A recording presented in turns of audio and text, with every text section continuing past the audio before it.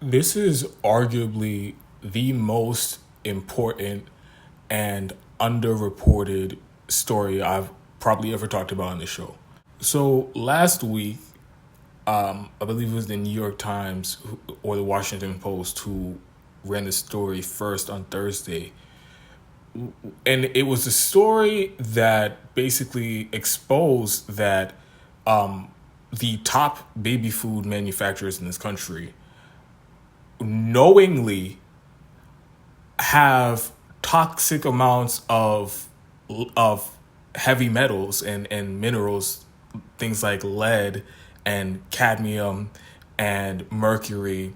They have toxic levels of these things in baby food that they are continuing to sell on the shelves to this day. And that is outrageous enough on its own. But the FDA has also known about this when, at the very least, since the major corporations in this industry, they put together a presentation and presented it to regulators at the FDA back in 2019. And again, they have not been forced to change these practices. They have not been forced to take these products off the shelves. They are still on the shelves to this day. And you all know I'm not wearing rose-colored glasses over here. I see how corrupt and disgusting our political system is and our economic system in this country. And I talk about it all the time. But it is hard to put into words how shocking these revelations are. So the story came out when a member of Congress put in a request at some of these major corporations for data on their testing practices and their testing results. And I believe it was 4 other companies submitted the results or the data requested by this member of Congress. And some of the companies, major corporations like Gerber, Beech Nut Nutrition Company, Nature Inc., they submitted this data and their testing practices. And with different products, they were different levels of these toxic substances. So the frame of reference that in this article or in this news story that they're comparing the toxic substances to is the FDA regulations on bottled water.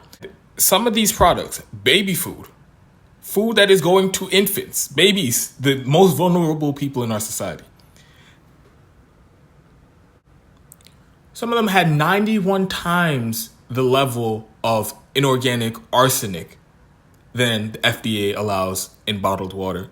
177 times the level of lead that is allowed in bottled water. And 69 times the level of cadmium that's allowed in bottled water. And 5 times the level of mercury that's allowed in bottled water. And again, in different products, it's even higher than that, the amount of toxic substances in there. And to be clear, there is no amount that is safe for an infant. And really, I don't even know if there's an amount that's safe for regular people. But damn sure not for a baby. And like I said, they were on purpose manipulating the testing. So in order to know what the actual amount of these toxic substances are in the baby food, in the final product, you have to test the final product. And what they do instead is test the individual ingredients.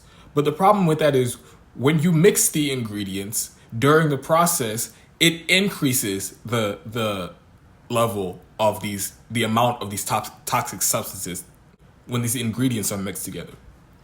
So They know this is the case, which is why they test them individually, and they on purpose don't test the final product, which is what babies would be eating. And another alarming part about this is there were giant baby food manufacturers like Walmart and others who, when the request was made for their testing data and their testing practices, they didn't even respond to the request by Congress.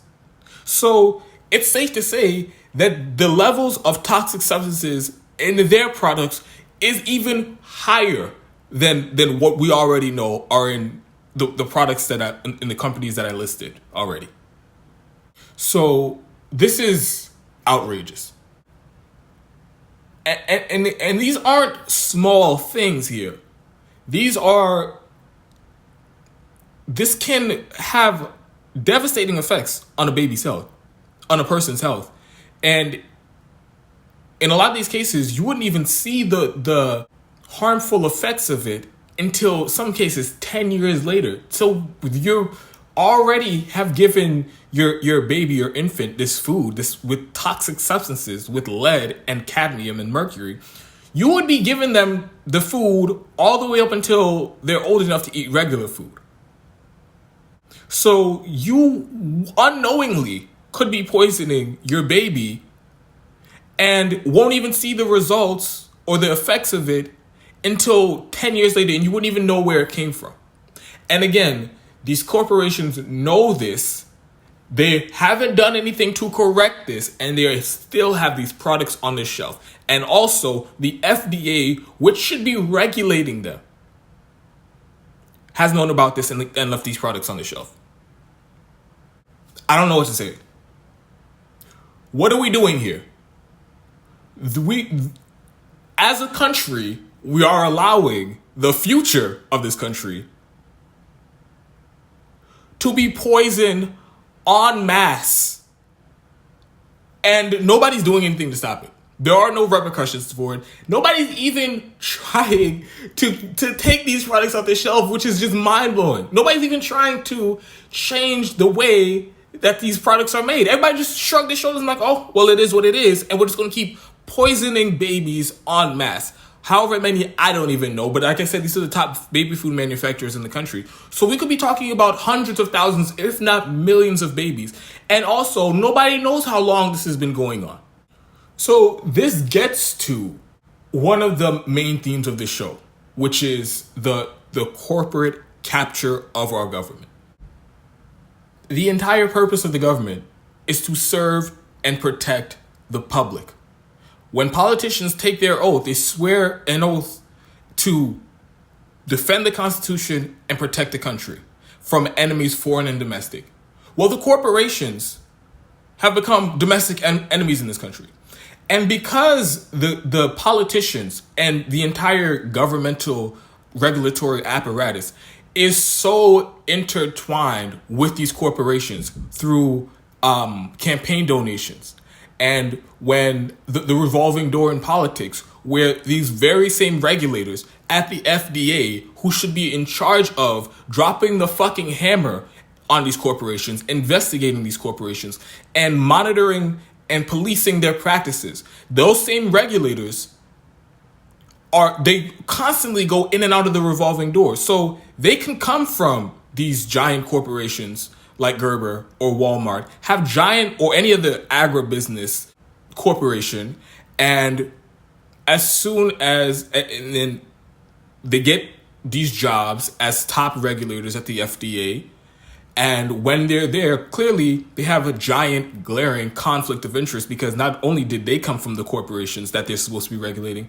but the politicians who appointed them, like the president and the members of Congress who confirmed them, they've also taken giant campaign donations and contributions from those very same corporations. So there is almost no incentive. Actually, the incentive is in the opposite direction. The incentive is there for them to not do their job, because they all know, those regulators who go to the FDA, who come from these corporations, all know as soon as they leave the FDA, they will have endless job opportunities to be on the boards of these same corporations that they should have been regulating, or to be lobbyists for those corporations and get paid millions of dollars in retroactive bribes for them turning in a blind eye to stories just like this. Poisoning babies in this country. And I mean, if you have any young children in your family at any point now or any time in the past, it's really scary. And even if you don't have a child or you don't know anybody personally who has young children, this is a damning indictment on the entire agribusiness on the whole, because this isn't limited to just baby food. This, out of all the products and sectors in the agriculture industry, this should be the most heavily regulated, because though, like I said, babies are the most vulnerable. So if you mean to tell me these corporations on their own get to set the rules for their testing, how they test, when they test, and they've all basically decided to not even bother testing the final products of baby food before they put them on the shelves. If this is what should be the most heavily regulated part of the agribusiness industry, is that if that's what they're doing, you know what you can only imagine the other shit that they're doing in all the other parts of the agribusiness industry. So people think, like, it's weird to me how people act like, oh my God, I don't know how there's so many health problems and health conditions in this country we have these huge spikes in cancer rates and other diseases. Like, this shit is like this is why when there is toxic chemicals like lead that give people, and mercury that are known to give people cancer and long-term health diseases, and that are known to cause behavioral problems and learning disabilities in children. And it is a known fact at this point that basically the entire industry is allowing them hundreds of times over what is legally the safe limit of these substances. And of course, like I said, there is no safe limit for babies. Well, then of course there's going to be spikes in learning disabilities and cancers and other lifelong diseases, life-threatening diseases. So this is insane to me. And it goes beyond just the agribusiness and the agriculture industry in this country. Like I said, it speaks to the entire corporate capture of our government. Through any industry you want to look at, where the government is supposed to be protecting the public, they are in the pockets and doing the bidding of the corporations, the domestic enemy in these cases. Look what happened with Wall. Look what happens with Wall Street. They have basically built an entire multi-trillion-dollar industry on fraud and stealing from their customers and doing risky bets and gambling with their customers' money, their clients' money. They have built an entire multi-trillion-dollar industry off of this. And who is always the one left holding the bag when the shit hits the fan? It's the public. It's the regular working class people in this country. And the government is supposed to be there to regulate them, supposed to be there to keep them in line, to keep them in check, to do what? To protect and serve the public. But instead, they're in the pocket of Wall Street, like we saw in after the 2008 crash. The people who caused the crash were the financial institutions on Wall Street, as well as the people in government who helped deregulate the industry to allow them to do all these things unchecked and unregulated.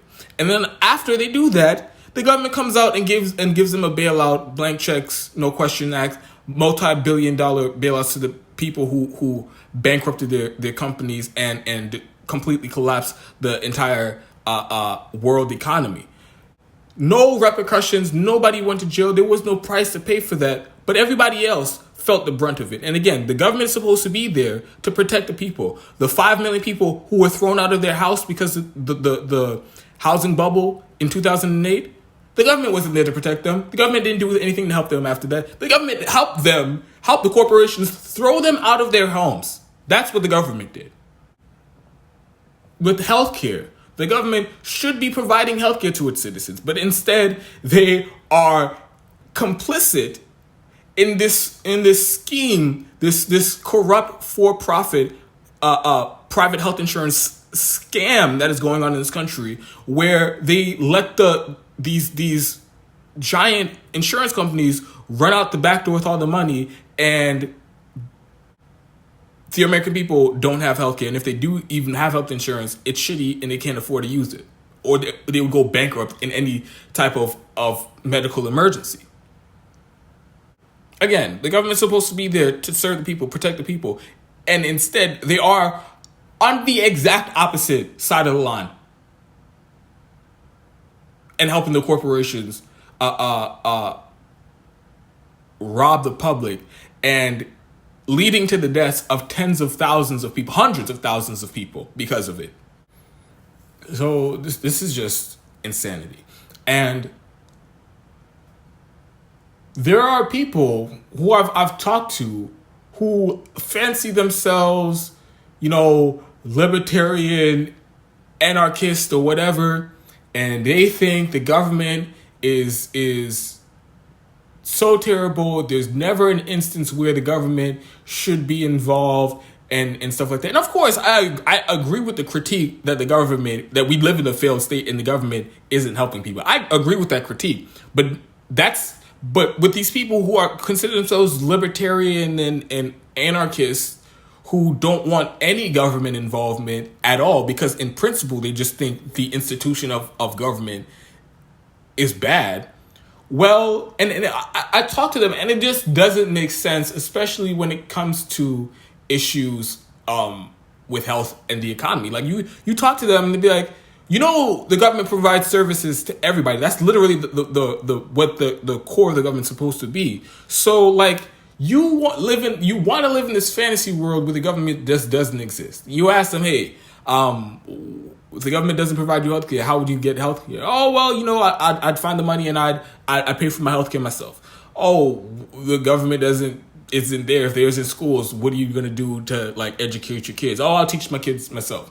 Oh, I've heard this extreme example. Okay, so the government doesn't exist and there is no fire department, and the only people there fighting fires are private corporations that you kind of have to pay like health insurance. So does that make sense? I'm like, well, if that's the case, I'll just pay for a private company to as basically like insurance. And if I need to put out a fire, I'll call them and put it out. Okay, all those I think are ridiculous and not tenable. But all right, this stories like this, it's you cannot handle this without the governmental apparatus. It is just impossible. How you wouldn't even know to test your kids' food for toxic chemicals or toxic substances like lead and mercury and cadmium. You wouldn't even know to do that, much less how to test it. Any regular person in this country, most people don't even consider the fact that if I go and buy food for my child at a reputable corporation, an established corporation like Walmart, they wouldn't even think twice to think, hey, is this going to poison my child? And that's the point of the government, to be looking out for you when you don't even know that they should be. This story shows that this whole libertarian and anarchist, no government at all point of view is untenable, because this is just one of many stories. But one of the main takeaways here should be, if you are a parent and you are not actively making sure that you're involved with the government and the affairs of government to make sure that they are regulating these corporations that are making products for your baby, or whatever, regulating the water supply or anything like that. If you are not actively involved, they are liable to poison you. I honestly think in this country, you are more likely to be poisoned. Your kids would be more likely to be poisoned at any point in their lifetime, from the time they're born all the way to the time you are more likely to be poisoned, whether it's from toxic chemicals being dumped in water or corroded pipes in the water system, like in Flint, Michigan, where you have lead in the water. You are more likely to be poisoned from air pollution. You are more likely to be poisoned from oil spills. You're more likely to be poisoned from the food that you eat. You're more likely to be poisoned in this country than not. That's my honest takeaway. So if you have this view that, oh, well, I'm just going to do me, I'm going to take care of myself, and whatever, I'm not going to be involved in government. Okay, just know that in instances like this, where or in food in general, or when it comes to the water supply, you have absolutely no control over that. And the only apparatus in this country that does is the government. So if you want to take this hands-off approach, just know that at some point, you or your kids are liable to be poisoned, because they won't do it by themselves. As we can tell, they aren't going to address problems like this of their own volition. I don't even know what's left to say, because it's so self-explanatory. If there was anything, like as it's been proven time and time again over the last year, if there was anything that the government is supposed to be doing, it's this. It's making sure that millions of babies in this country aren't being poisoned en masse. But again, we live in a failed state, and that's not what the government is doing. The government won't even provide healthcare in the middle of a pandemic. The government can't provide they won't provide economic assistance during the worst economic crisis in history. This is failed state shit. And one more point I want to make is about the media. Because where the fuck is the media on this? And yes, I know I got this story from the New York Times and the CNN. He posted an article about it. Okay, but you are literally the most powerful news outlets in the world. CNN, MSNBC, ABC. What are you doing? If you have these giant multi-billion-dollar outlets that can put any number of investigative journalists on this, they can devote any number of the countless hours that they're on air to this story. But they aren't doing that. And this is where I start to get a very cynical, and you could even call it conspiratorial, take on the media. Because I don't care. Nobody's going to tell me that this story doesn't deserve all the coverage and all the outrage that Russiagate got. You can't tell me that this doesn't deserve the same amount of airtime as this hyperventilating and fear-mongering around the riot that happened in the Capitol on January 6th. You can't tell me that this story doesn't deserve the amount of focus and dedication and of reporters digging into it as any of Donald Trump's impeachment stories. So, for me, the only explanation as to why they aren't dedicating all of their manpower or a significant amount of their manpower and resources to this story and to making sure that everybody in this country knows what's going on and to making sure that there is pressure on these regulators to do something about this immediately. The only reason I can think why they are talking about this story is because they are on purpose making the decision not to do it.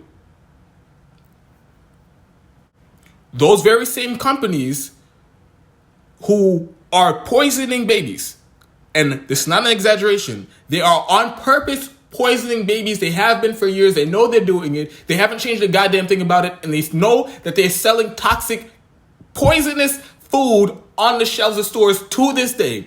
Those very same corporations like Gerber and Walmart, they have all these conflicts of interest. These media outlets, these corporate media outlets, have all these conflicts of interest. Whether it's the fact that they share the same board members, which is a very common thing. I'm sure that there's at least some members of the board of Walmart and Gerber who are sitting on the boards of CNN. And on top of that, you have the financial conflicts of interest where those same corporations spend millions and tens of millions, arguably, of dollars to buy ads and to buy commercials on these major news outlets. So how many times have you seen a Walmart commercial or a Gerber commercial on CNN? They are paying for that.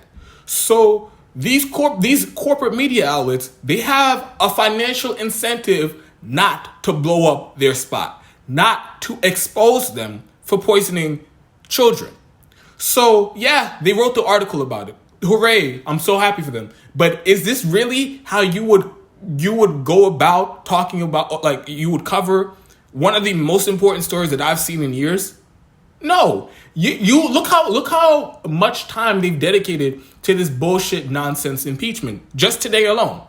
Imagine if they talked about this story this much. So, like I said, I don't think that they've made the decision that, oh, yeah, this is an important story, but I think that impeachment is more important than that. I don't believe that for a second. I don't believe that they think impeachment is more important than this. Or I don't think that they think this is bad for ratings, or that people don't want to hear a story like this. I think that is such bullshit. Because, of course, the millions and millions of parents in this country would want to know that they were feeding their kids poisonous food, toxic food. So my only takeaway here is, like I said, they are on purpose not talking about this story. And they're trying to bury this story because they are corporate media. And they are there to manufacture consent. They are there to do propaganda and for the corporations and to defend the status quo. So don't expect them to do any type of hard-hitting piece to go after some of these biggest corporations in the country in agribusiness, because they're not going to do it because the media is corrupt. So this is just a mind-blowing story. And it feels like this is just going to be another one of those bombshell stories like the Afghanistan papers, where you learn the worst things you could possibly learn about our government. And it just gets swept under the rug. And a week later, 2 weeks later, absolutely nobody even mentions it.